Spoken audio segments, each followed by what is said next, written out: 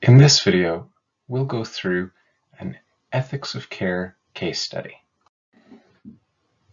The ethics of care is a substantive ethical theory that is not about theories.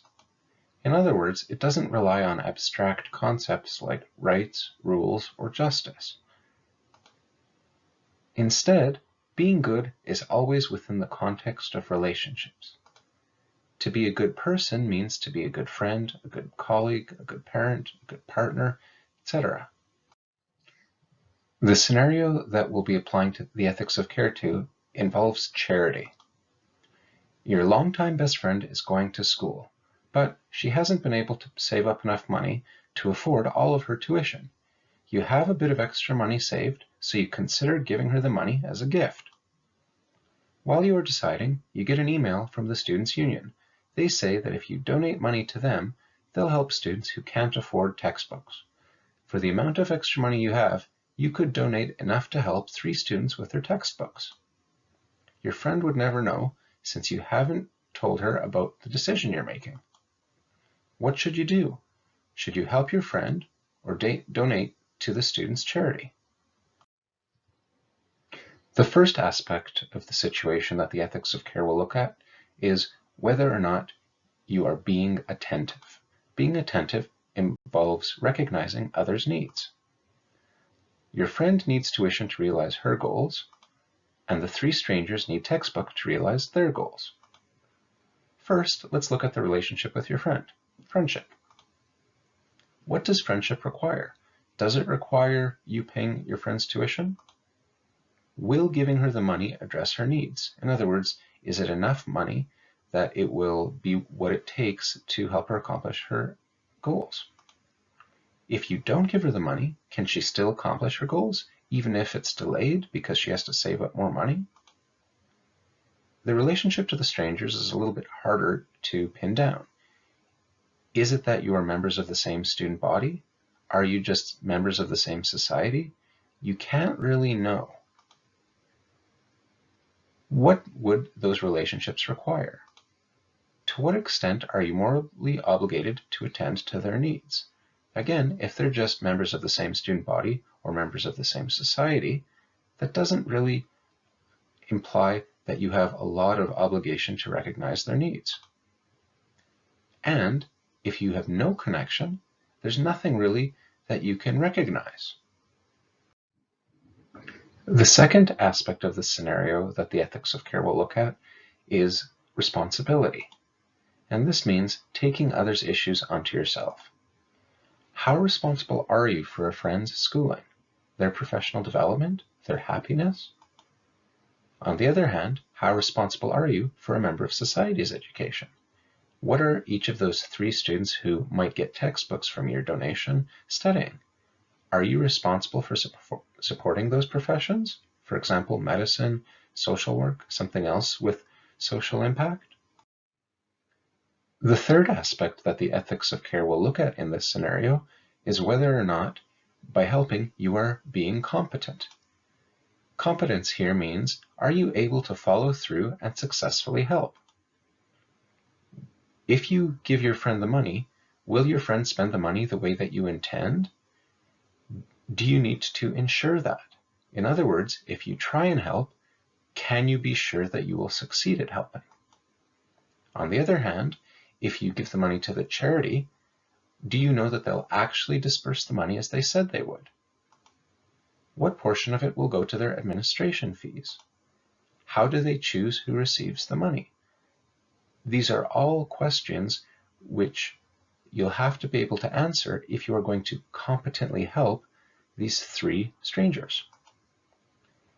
Will they receive the money on a needs basis, or is it just first come, first served, so that some people might get the help even though they're not the ones who need it the most? The fourth aspect of the scenario that the ethics of care will look at will be whether or not you are being responsive.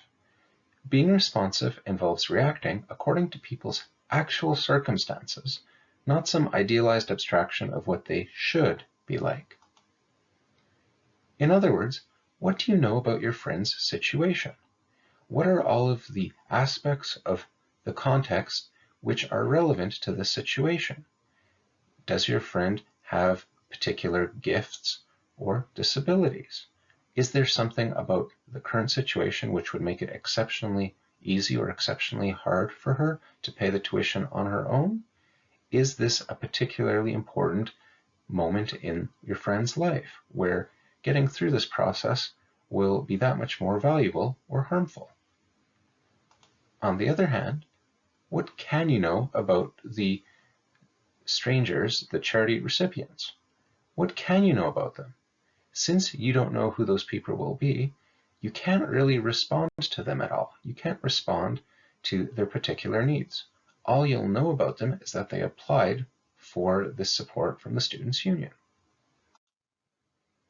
In conclusion, caring is not an abstract idea. It requires a real relationship. Unless you have a responsibility to unknown students, are familiar with their actual needs, and are actually able to ensure that they are cared for, then you must care for your friend first. In other words, according to the ethics of care, the morally correct thing to do in this situation is to be a good friend. This might make you wonder, does the ethics of care always say help your friends and family first? Not necessarily, although that'll often be the case. There could be situations, for example, if the strangers that you're helping are people that you have a responsibility to just by being members of the same society. For example, if the help you'd give your friend is very minor, whereas the help you could give a medical student would be very great, then you might have more of an obligation to them. Another tricky situation might be, what if you have two relationships which are more or less equivalent? What if you have two friends, both of whom could use the money? Well, in this case, you'd have to look at the specific details of the context.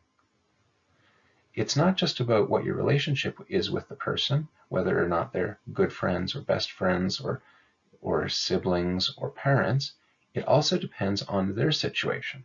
That's what it means to be responsive. It means paying attention to the specific context in which you would be giving your help. Does one of them have a greater need than the other? Does one of them have other advantages which might make your help less urgent? Who needs it more? Who will actually be helped more by it? The ethics of care is very different than the other substantive ethical theories. It is not about abstract concepts like duty or justice or virtue. It's very much about the details of the situation in which you're making the decision and about the relationships involved. It's about being attentive, recognizing the person's need.